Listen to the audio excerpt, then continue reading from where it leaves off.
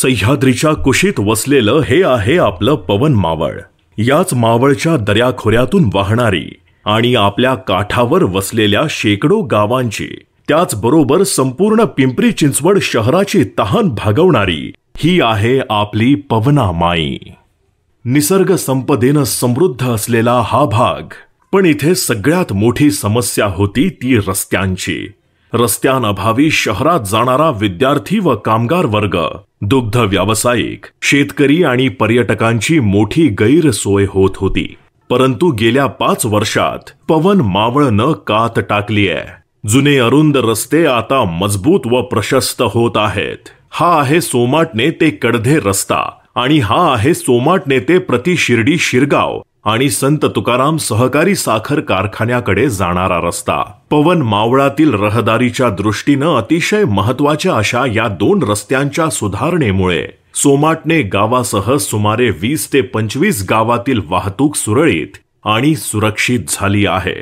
त्याचप्रमाणे मुळशी तालुक्यातील IT क्षेत्र असलेल्या हिंजवडी भागाला जोडणाऱ्या नेरे सांगवडे रस्ता व चांदखेड कासारसाई हिंजवडी या 2 रस्त्यांसह कामशेत ते काले कॉलनी, उरसे ते बऊर, सडवली ते डोणे, बेबडोह ते आढले बुद्रुक या रस्त्यांच्या सुधारणेचे काम गतीनं सुरू आहे। मावळ व मुळशी तालुक्यास जोडणाऱ्या जवन ते घुसळखांब आणि पौड ते लोणावळा या 2 पर्यटनाच्या दृष्टीनं अतिशय महत्त्वाच्या व गेल्या अनेक वर्षांपासून दुर्लक्षित राहिलेल्या रस्त्यांच्या सुधारणेचे काम हाती घेतल्यानं परिसरातील पर्यटन वाढीस चालना मिळण्यास निश्चितच लाभ होणार आहे। पवन मावळातील प्रमुख आकर्षण म्हणजे टेंट कॅम्पेनिंग।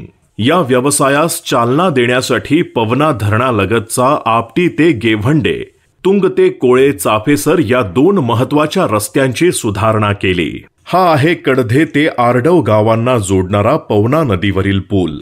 पूर्वी हा फक्त कोल्हापुरी पद्धतीचा बंधारा असल्यानं याचा पायी व दुचाकी प्रवासासाठी वापर होत असे। त्याचप्रमाणे थुगाव ते बऊर या गावांच्या दरम्यान असलेल्या कोल्हापुरी पद्धतीच्या बंधाऱ्यांची अत्यंत दुरावस्था झाल्यानं, दळणवळण बंद झाल्यानं ग्रामस्थांची गैरसोय झाली होती।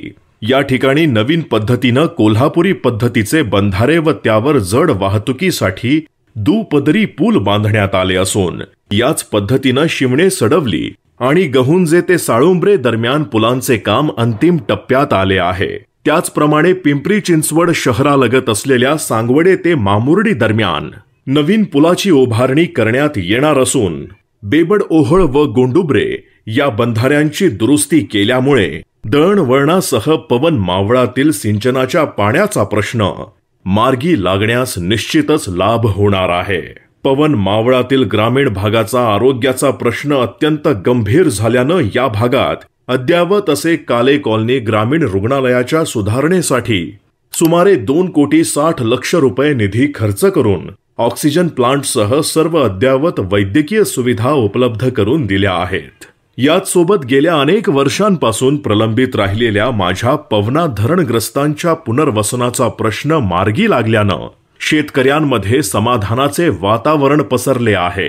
अशा या आपल्या पवन मावळातील गावे आणि वाड्या वस्त्यांवरील अंतर्गत रस्ते, गटार, पाणी पुरवठा योजना, मंदिर, सभामंडप, समाज मंदिरे, शाळा, अंगणवाड्या, तलाठी व मंडल अधिकारी कार्यालय यांसह प्रमुख रस्ते व पुलांच्या विकास कामांसाठी सुमारे 547 कोटी रुपये निधी उपलब्ध झाला।